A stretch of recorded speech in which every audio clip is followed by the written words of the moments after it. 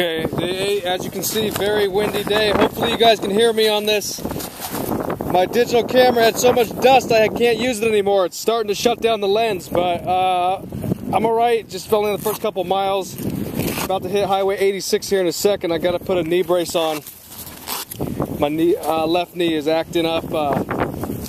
Not bad, but I kind of know my body and I want to make sure it's safe and sorry, especially with all this wind, but let's try to get this going again. Hopefully you can hear me. I know it's really windy. So here we go.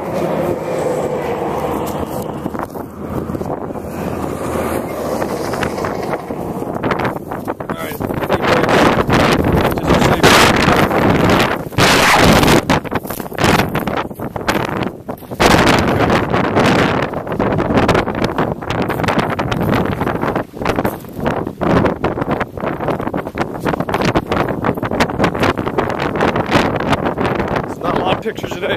It's really clogging up the camera. The lens is starting to malfunction. The flip cam's more secure, less access points for dust. 86. That's my other little benchmark. That means I'm done with 78. Finally.